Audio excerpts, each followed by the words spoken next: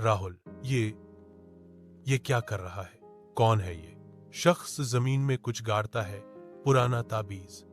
मंत्र पढ़ते हुए हाथ को ऊपर उठाता है। हवा तेज हो जाती है। पेड़ गिरते हैं। बच्चा डरकर भागता है। पैर फिसलता है। गिर जाता है। शख्स उसकी ओर देखता है। उसकी आंखें लाल चमक रही हैं। रहस्यमय शख्स, भाग मत, अब तूने देख लिया। बच्चा चीखता है। अंधेरा छा जाता है। राहुल, वही सपना, वही हाथ। कौन था वो? क्यों हर केस में यही निशान मिलता है? उसका साथी नीरा, 24, तेज तर्रार, फॉरेंसिक एक्सपर्ट आती है। नीरा, राहुल, नया केस आया है। एक और हत्या, वही निशान, मौत का हाथ। राहुल, चलो देखते हैं। नीरा, ये पैटर्न वही है जो पिछली हत्याओं में मिला था। काले धागे, नक्शे, मंत्र। राहुल, ये वही है। 15 साल पहले जो देखा था, वही हाथ। वह अंदर जाता है। पुराने कमरों में देखता है। दीवार पर अजीब चिन्ह बने हैं। एक कमरे में ताबूत जैसा बॉक्स। राहुल उसे खोलता है। अंदर एक मम्मी जैसी लाश, हाथ काले धागों में लिपटा। रहस्यमय शख्स, वही काला कपड़ा, मंत्र पढ़ रहा है। उसके सामने कई फोटो जिनमें राहुल भी है। रहस्यमय शख्स, तू भाग नहीं सकता। राहुल, मौत का हाथ तुझे ढूंढ ही लेगा। वह हाथ उठाता है। उसकी हथेली पर अजीब ऊर्जा चमकती है। राहुल, यही है, यही मौत का हाथ का मास्टर। नीरा, अगर ये जिंदा है तो कहां है? राहुल खिड़की से बाहर देखता है। नीचे सड़क पर वही काला कपड़ा पहना शख्स खड़ा है। राहुल दौड़कर नीचे जाता है, मगर कोई नहीं मिलता। सिर्फ एक पुराना ताबीज पड़ा है। नीरा, ये तो पूरा गांव भूतों का शहर लग रहा है। कोई रहता भी है यहां? अचानक एक बुजुर्ग औरत, 70 साल, झुकी हुई, हाथ में लाठी, सामने आती है। बुजुर्ग औरत, तुम्हें यहां नहीं आना चाहिए था। यहां मौत बसती है। राहुल, माँ जी, हमें सत्यनारायण शास्त्री के बारे में बताइए। बुजुर्ग औरत कांपती है। बुजुर्ग औरत, उसका नाम मत लो। वो तांत्रिक था, काला जादू करता था। गांव वालों ने उसे जलाने की कोशिश की, मगर वो हौंसता रहा। उसने कसम खाई थी मौत का हाथ लेकर लौटेगा। तब से यहां कोई नहीं बसता। वह अचानक चुप हो जाती है, इधर उधर देखती है। बुजुर्ग औरत, वो हमें देख रहा है। नीरा, राहुल, क्या तुझे सच में लगता है ये कोई इंसान है या कुछ और? राहुल, मैंने उस हाथ को देखा है। नीरा, वो इंसान नहीं हो सकता। अचानक दरवाजा अपने आप बंद हो जाता है। खिड़कियों से धूल और राख उड़कर अंदर आती है। दीवार पर लाल रंग से उभरता है, भाग नहीं सकता। राहुल और नीरा बाहर भागते हैं, जंगल की तरफ। अचानक धुंध से काला कपड़ा पहने शख्स निकलता है।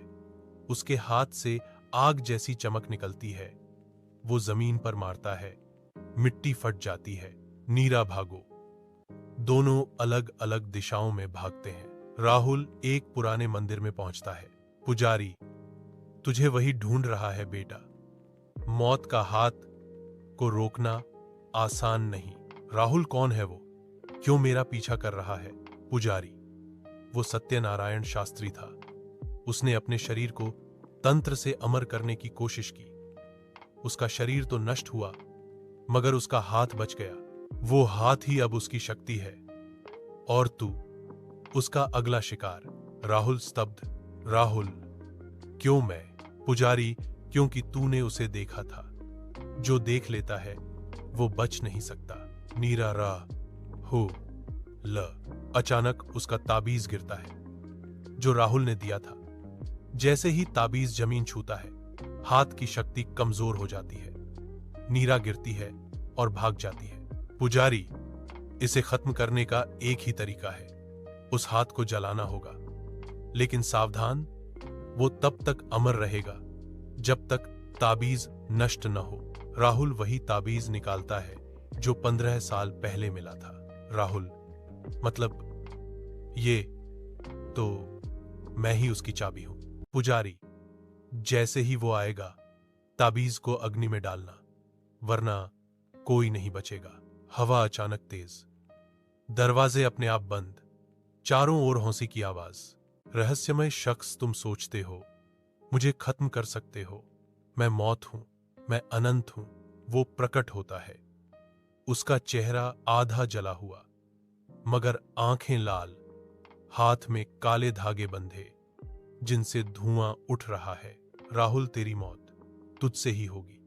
वो ताबीज दिखाता है। शख्स गुस्से से चीखता है। रहस्यमय शख्स, नहीं, वो मेरा है, वो तेरा नहीं, मेरा है। वो हाथ से आग का गोला फेंकता है। राहुल बचता है, मगर दीवार टूट जाती है। राहुल ताबीज को अग्नि की ओर फेंकने वाला होता है। अचानक शख्स उसका हाथ पकड़ लेता है। दोनों के बीच आग की लपटें। शख्स, अगर तू इसे जलाएगा तो तू भी मरेगा, ये तुझसे बंध चुका है। राहुल के चेहरे पर पसीना। नीरा चीखती है, नीरा, कर डालो राहुल, वरना सब खत्म हो जाएगा। राहुल ताबीज को जलती आग में फेंक देता है। भयानक चीख, हवेली कांपती है, काला धुआं फैल जाता है। शख्स का हाथ आग में जलता है, राख बनता है। उसका शरीर धीरे धीरे मिट्टी में मिल जाता है। आग धीमी हो जाती है, हवेली शांत। राहुल जमीन पर गिरा पड़ा है, बेहोश। नीरा उसे उठाती है। पुजारी थका हुआ बैठा है। पुजारी, शायद अब सब खत्म हो गया। राहुल आंखें खोलता है। उसकी हथेली पर हल्का सा निशान उभर आया, जैसे वही मौत का हाथ अब उसके अंदर समा गया हो। कैमरा धीरे धीरे उसकी हथेली पर जूम करता है। नीरा, राहुल, तू ठीक है? राहुल उठता है, मगर उसकी हथेली पर वही काला निशान और गहरा हो गया है। उसकी आंखों में हल्की लाल चमक। पुजारी, नहीं, ये तो वही शाप है। मौत का हाथ अब तुझ में प्रवेश कर चुका है। राहुल चुपचाप अपनी हथेली को देखता है। उसकी सांसें तेज हो जाती हैं। राहुल, नीरा और पुजारी गांव से बाहर निकलते हैं। गांव वाले जो छुपे हुए थे धीरे धीरे बाहर आते हैं। गांव वाले, क्या खत्म हो गया? क्या वो चला गया? राहुल जवाब नहीं देता। उसकी हथेली अपने आप कांपती है। उसके हाथ से हल्की धुआं जैसी लकीरें निकलती हैं। नीरा, राहुल, तू लड़ रहा है ना? राहुल उसकी तरफ देखता है। उसकी आंखें कुछ पल लाल हो जाती हैं, फिर सामान्य। तीनों एक पुरानी सराय में ठहरते हैं। नीरा सो नहीं पाती। वो देखती है राहुल अकेला बैठा है, हाथ पर पट्टी बांध रहा है। नीरा, तू डर रहा है? राहुल, डर नहीं, बस ये सोच रहा हूं कि मैं कहीं वही न बन जाऊं। अचानक कमरे की लाइट टिमटिमाने लगती है। खिड़की अपने आप खुल जाती है। अंदर वही गूंजती आवाज, रहस्यमय आवाज, तू मेरा है राहुल, तेरी रगों में अब मेरा खून बह रहा है। राहुल अपने कान पकड़ लेता है। वो जमीन पर गिर जाता है। नीरा, पुजारी जी, जल्दी आइए। पुजारी आता है, मंत्र पढ़ता है। कुछ देर बाद आवाज गायब हो जाती है।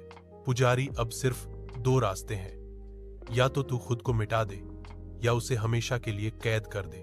पुजारी राहुल और नीरा को प्राचीन ग्रंथ दिखाता है। पुजारी, यहां लिखा है, जिसमें मौत का हाथ समा जाए वो जीवित और मृत दोनों का पुल बन जाता है। अगर वो हाथ शरीर को पूरी तरह काबू कर ले तो दुनिया में मौत का राज्य होगा। नीरा, मतलब अगर राहुल हार गया तो वही अगला मौत का हाथ बन जाएगा। पुजारी गंभीर होकर सिर झुकाता है। राहुल अकेला कमरे में बैठा है। उसके सामने आईना। आईने में उसका चेहरा विकृत दिखता है, आधा उसका, आधा तांत्रिक का। राहुल, भाग क्यों रहा है? मुझसे मिल जा, तू और मैं एक है। राहुल चिल्लाता है, नहीं, मैं तू नहीं हूं। अचानक उसका हाथ अपने आप उठकर उसकी गर्दन दबाता है। वो जमीन पर गिरता है, तड़पता है। तभी नीरा अंदर आती है। वो राहुल का हाथ पकड़कर उसे खींचती है। नीरा, तू हार नहीं सकता। राहुल, तू इंसान है, राक्षस नहीं। राहुल धीरे धीरे शांत होता है। पुजारी बताता है कि गांव के बाहर एक समाधि स्थल है जहां शास्त्री को जलाने की कोशिश की गई थी। वहीं उसकी आत्मा बंधी है। वहीं अंतिम युद्ध होगा। तीनों रात को वहां जाते हैं। जगह भयानक, टूटी चिताएं, राख, कंकाल। पुजारी, यही उसकी असली शक्ति का स्रोत है। अगर राहुल यहां जीत गया तो सब खत्म हो जाएगा। अगर हार गया तो दुनिया उसकी होगी। अचानक चारों तरफ आग की लपटें उठती हैं। धुंध से सत्यनारायण शास्त्री का रूप उभरता है, पूरा शरीर राख और धुएं से बना हुआ। शास्त्री, मैं अमर हूं, कोई मुझे नहीं रोक सकता। उसका काला हाथ आसमान तक फैल जाता है। धरती कांपती है। राहुल आगे बढ़ता है। उसकी हथेली चमक रही है, आधी काली आधी सामान्य। राहुल, तेरी मौत तेरे ही हाथ से होगी। दोनों के हाथ टकराते हैं, भयानक विस्फोट। शास्त्री, यह मेरी दुनिया है, यहां तू जीत नहीं सकता। राहुल, अगर ये तेरी दुनिया है तो इसे खत्म कर दूंगा। दोनों भिड़ जाते हैं। शास्त्री राहुल को गिराता है। उसका हाथ राहुल के सीने में घुसने लगता है। शास्त्री, अब तू मैं है। राहुल याद करता है नीरा की बातें, बचपन की मां की झलक। वो जोर लगाकर चिल्लाता है, मैं इंसान हूं और इंसानियत कभी नहीं हारती। उसकी हथेली से तेज रोशनी फूटती है। शास्त्री जलने लगता है। समाधि स्थल पर राहुल जमीन पर गिरा है। उसका हाथ चमक रहा है। शास्त्री का धुएं वाला रूप चीखता है और राख में बदल जाता है। हवा शांत हो जाती है। आसमान साफ, सब कुछ सन्नाटा। नीरा दौड़कर राहुल को उठाती है। नीरा, राहुल, सब खत्म हो गया। राहुल कमजोर आवाज में, हाँ, खत्म। वो मुस्कुराता है, लेकिन उसकी हथेली पर अभी भी हल्का सा काला निशान रह गया है।